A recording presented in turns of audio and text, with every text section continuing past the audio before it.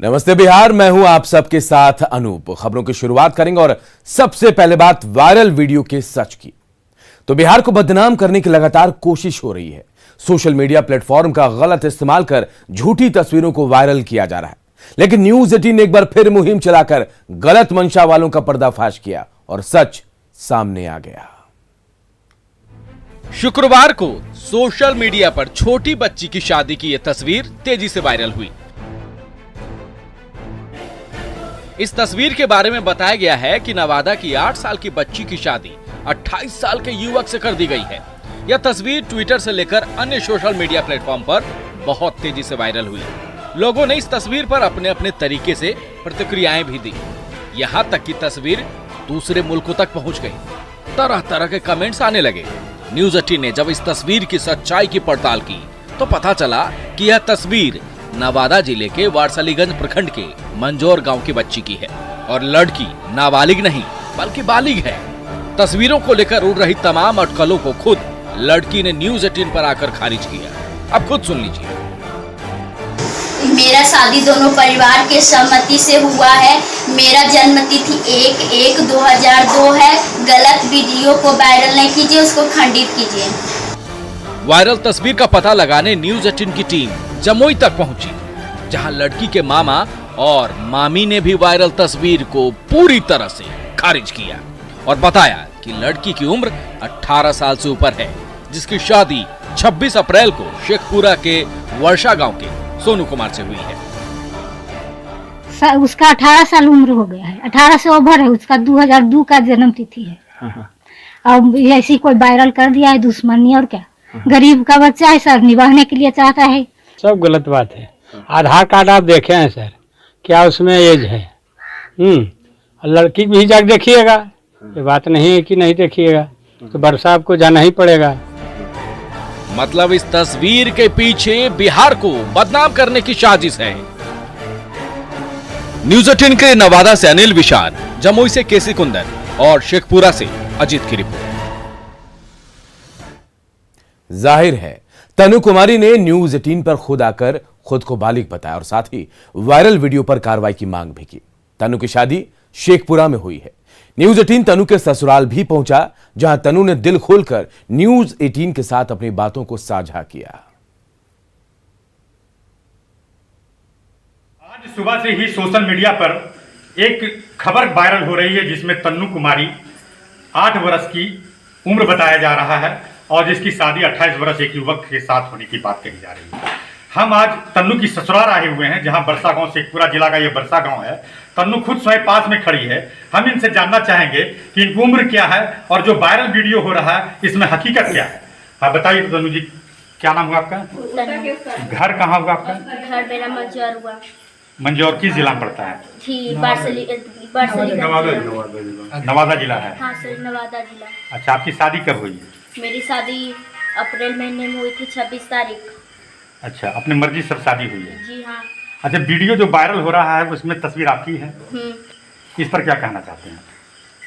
कोई गलती किया है उसको। अपनी मर्जी से शादी है। कितना उम्र आपका है? मेरा उम्र 1/1/2002 है। अब जो गलती किया वो क्या कहना चाहेंगे आप? ऐसा मैंने हुआ होगा उस पर कार्रवाई जो किया है गलती उसको सजा दीजिए, कार्रवाई होनी चाहिए। हाँ।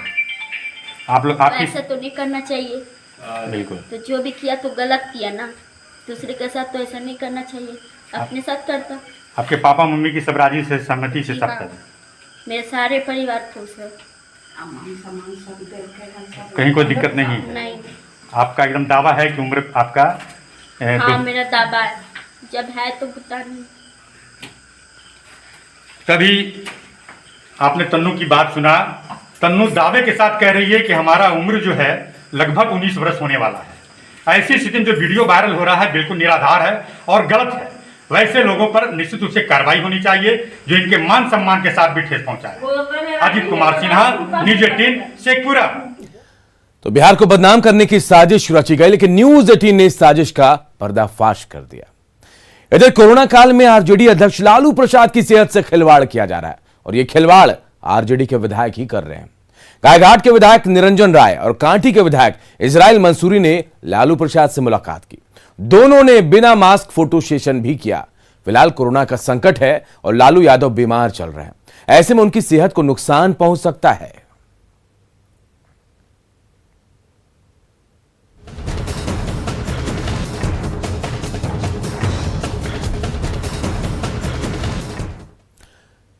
कोरोना संक्रमण रोकने के लिए लॉकडाउन लगाया गया, लेकिन पटना में लोग इसकी गंभीरता को नहीं समझ रहे। बारिश के बाद जब मौसम बदला तो बड़ी संख्या में लोग गंगा किनारे सैर करने पहुंच गए।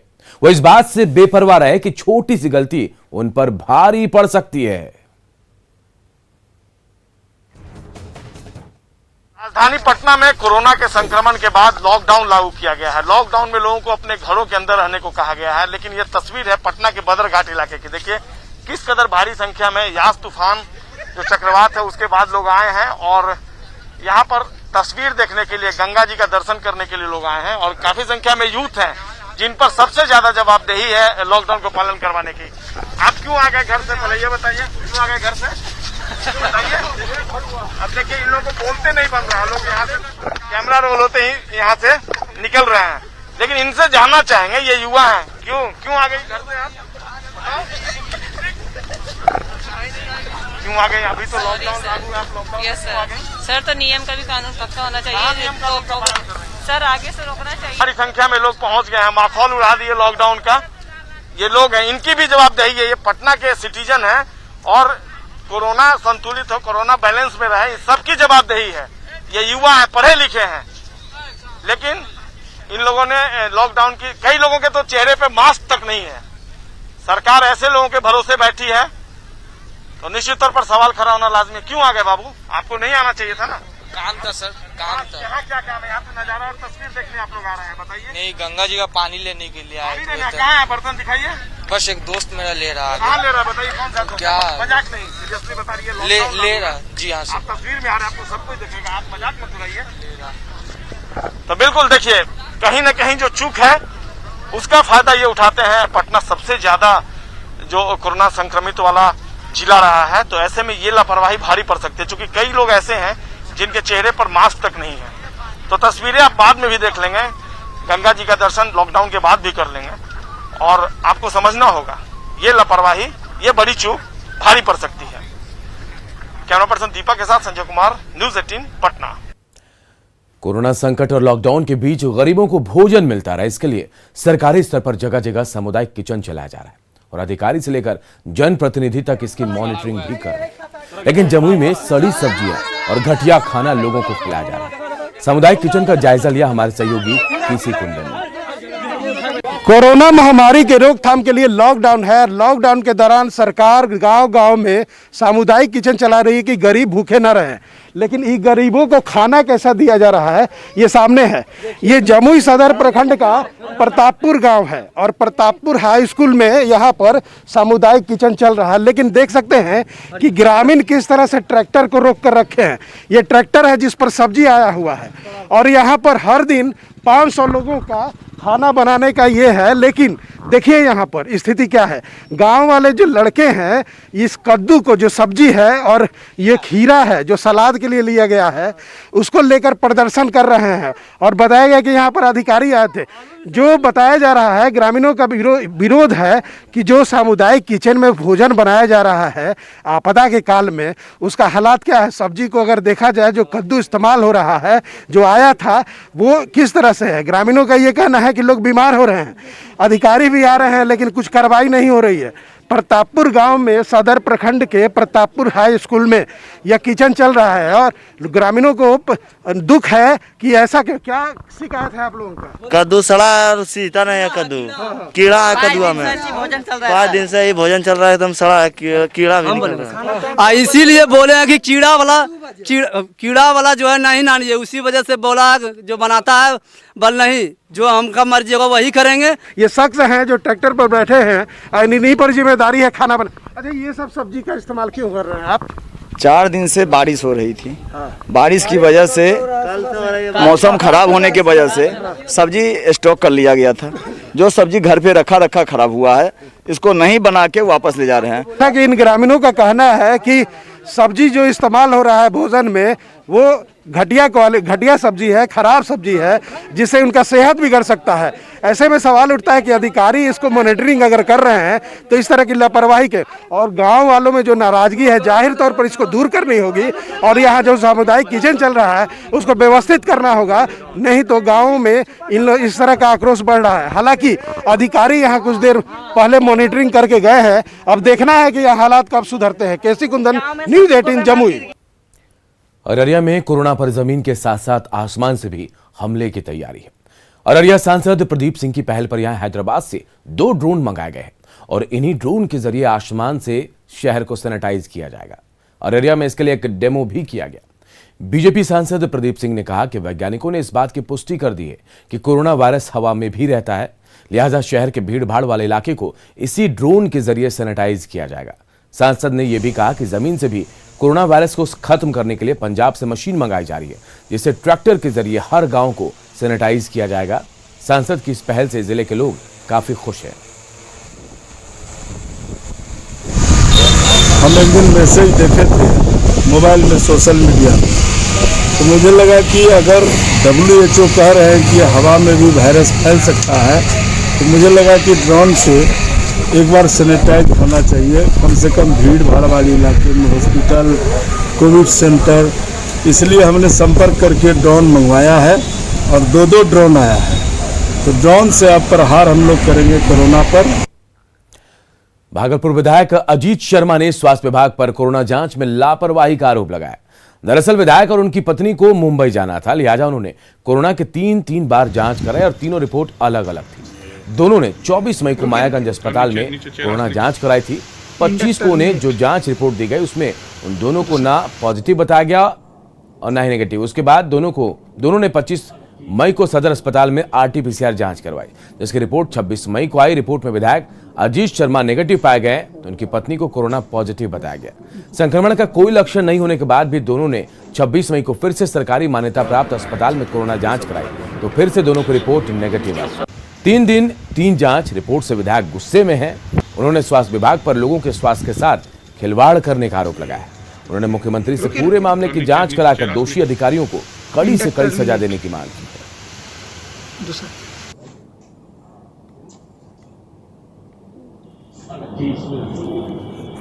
आप समझ सकते हैं कि ये भागलपुर मेडिकल कॉलेज और सदर अस्पताल में दोनों पहले अंतर है। यहाँ पर चेक करता है तो वो निगेटिव आता है, सेम डेट में यहाँ करता है 1 दिन बाद तो पॉजिटिव आता है। मेरा आप देख रहे हैं इंटरमीडिएट आया, फिर उसका निगेटिव आ गया। मतलब जांच कोई, जबकि विधायक और विधायक की पत्नी का ये हाल है, तो जनता का जो भी जांच हो रहा है, मैं आपके माध्यम से माननीय मुख्यमंत्री को कहना चाहता हूं, जो भी जांच हो रहा है वो सही नहीं हो रहा है, सिर्फ खाना पूर्ति हो रही है और इस पर आप जांच करा के कड़ी से कड़ी कार्रवाई करिए। इधर पटना में कोरोना से अब हालात सामान्य होने लगे हैं, तो अधिकारी भी राहत की सांस ले रहे हैं। पटना में आइसोलेशन बेड की कुल क्षमता 1014 है, जिनमें अब महज 25 मरीज ही भर्ती हैं।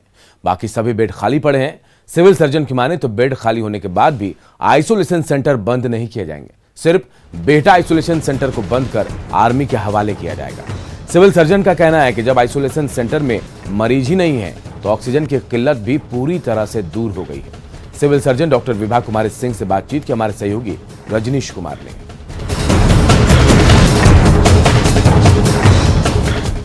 पिछले 15 दिनों पहले तक हॉट स्पॉट बन चुके पटना जिला की हालात अब सामान्य होने लगी है। पटना जिले के सभी आइसोलेशन सेंटर में अब मरीजों की संख्या धीरे धीरे कम होती जा रही है और आंकड़े बता रहे हैं कि अब मरीजों की संख्या महज 25 तक पहुंच गई है। ऐसे में हम बात करेंगे पटना की सिविल सर्जन हैं डॉक्टर विभा कुमारी सिंह। मैडम, कितनी बड़ी राहत की बात है, चूंकि आइसोलेशन सेंटर में एक समय था जब मरीजों को बेड नसीब नहीं हो रहा था, अब आंकड़े क्या बता रहे हैं और स्थिति कैसी है?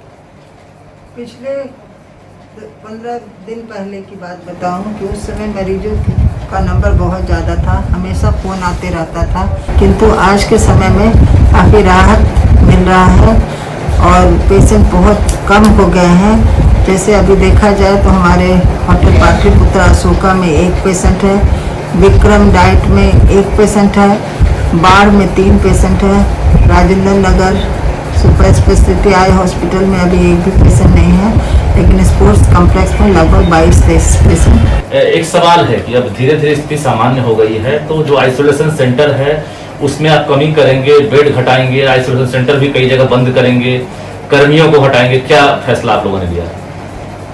अभी हम लोगों ने आइसोलेशन सेंटर को बंद करने का कोई फैसला नहीं लिया है। सिर्फ एक आइसोलेशन सेंटर जो ESI बीटा के 6th फ्लोर पर चल रहा था वो बंद कर दिया गया, क्योंकि उसको पूरे सब फ्लोर को आर्मी ने ले लिया। नमस्ते बिहार में कुछ और खबरें, लेकिन एक छोटे से ब्रेक के बाद। समस्तीपुर में यास चक्रवाती तूफान के कारण लगातार हो रही बारिश से जनजीवन अस्त व्यस्त हो गया है। शहर के कई मोहल्लों में भारी जल जमाव के कारण लोगों की परेशानी बढ़ गई है। कई जगहों पर जल जमाव के कारण घरों के अंदर भी पानी घुस गया है। जायजा लिया हमारे सहयोगी मुकेश कुमार ने। चक्रवाती तूफान यास के कारण समस्तीपुर में लगातार हो रहे बारिश के वजह से समस्तीपुर के गली मोहल्ले जल भराव के शिकार हो गए हैं। ये तस्वीर समस्तीपुर के काशीपुर की है, जहां पर आपको हम दिखाना चाहेंगे। कमोबेश जो भी सड़क है उनकी यही स्थिति बनी हुई है। और तस्वीर हम आप देख सकते हैं, ये जो पुरानी महिला कॉलेज रोड की है काशीपुर के, और यहाँ पर कुछ लोग हैं, हम उनसे बात करेंगे। तो बारिश की वजह से क्या स्थिति बनी हुई है? अरे बारिश की वजह से तो पूरा एकदम देखते हैं, पूरा दुकान घर द्वार सब डूब गया है। SDO साहब जो है खुलवा दिए हैं नाला यहाँ, और चारों ओर का पानी इधर आ रहा है। क्या करें, SDO जब जबरदस्ती खुलवाए हैं चारों ओर का पानी आने के लिए, इधर मना किया गया फिर भी वो नहीं बना किया। समस्तीपुर के Kashipur, professor colony, BED college इलाका, सोनबरसा चौक का इलाका के सड़कों का कमोबेश यही स्थिति बनी हुई, और जल भराव के कारण कई घरों में भी बरसात का पानी प्रवेश कर गया है। Mukesh Kumar, news 18 network, Samastipur. Yaas तूफान से बिहार के किसानों को काफी नुकसान हुआ, लेकिन किसान इस आपदा को अवसर में बदल सकते हैं, जिससे कि उनकी आर्थिक स्थिति मजबूत होगी। बिहार कृषि विश्वविद्यालय सबौर के कुलपति डॉक्टर RK सुहाने का कहना है कि किसानों के लिए यास अवसर लेकर आया है, जिसमें किसान मौसम के खुलते ही खेतों के मेड़ों को मजबूत कर लें, जिससे पानी खेतों में रुक जाए और खेतों की उर्वरक शक्ति बरकरार रहेगी। करते हैं कि जैसे ही मौसम खुलेगा सबसे पहले अपने खेतों की मेड़ों को मजबूत करें, जिससे कि पानी खेत में ही हम रुक जाएगा और उनकी खेती की उर्वरा शक्ति बरकरार रहेगी। इसके बाद हम तिल, मक्का, अरहर, मूंगफली एवं उड़द की बुआई क्षेत्र की आवश्यकता के अनुसार कर सकते हैं। गया में 5 महिलाओं ने सड़क हादसे के बाद तड़प रहे 2 भाइयों की जान बचाने के लिए उनके जख्म को अपने दुपट्टे से लपेटा और एम्बुलेंस को फोन कर समय पर उन्हें अस्पताल पहुंचाया, जिससे उनकी जान बच पाई। मौके पर मौजूद कुछ और लोगों ने उनकी मदद भी की। दरअसल गया परैया सड़क पर तेज रफ्तार कार ने एक बाइक को टक्कर मार दी, जिससे उस पर सवार दोनों युवक जख्मी हो गए। खून से लथपथ दोनों युवक सड़क पर तड़प रहे थे और इसी दौरान वहां से गुजर रही परैया CHC की 4 ANM और एक महिला कंप्यूटर ऑपरेटर रुक गई और सड़क पर ही प्राथमिक उपचार शुरू कर दिया, लेकिन उनके शरीर से लगातार खून बह रहा था। इसके बाद उन्होंने अपने दुपट्टे से बांधकर खून का बहना रोका। बाद में स्थानीय पुलिस मौके पर पहुंची और एम्बुलेंस को सूचना दी गई। दोनों को इलाज के लिए अस्पताल भेजा गया। दोनों की जान बच पाई।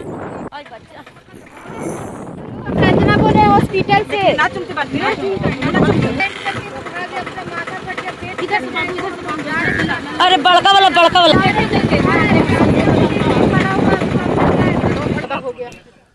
भागलपुर के लोधीपुर थाना क्षेत्र के जगतपुर कोरी टोला में बम फटने से एक बच्ची जख्मी हो गई।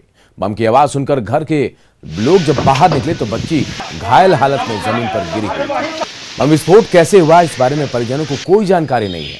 उनका कहना है कि उनकी किसी से कोई दुश्मनी नहीं है। वहीं बच्ची का कहना है कि किसी ने उस पर बम फेंका था। दौड़ा, बम फूटने के बाद आदमी दौड़ा, धुआं हो रहा था। उसके बाद आए तो देखें बम लगा हुआ है। इतने से हम देखें, उसके बाद हम इसको लेके हॉस्पिटल लेके भागे। नालंदा में संपत्ति हड़पने के लिए एक महिला को जिंदा जला दिया गया। हत्या का आरोप मृतक के चाचा और चचेरे भाई पर लगा है। मृतक के बेटे के मुताबिक 2003 से ही जमीन को लेकर उनके बीच विवाद चल रहा था और घर में अकेला पाकर चाचा ने उसकी मां को जलाकर मार डाला। फिलहाल आरोपी गिरफ्त से बाहर हैं।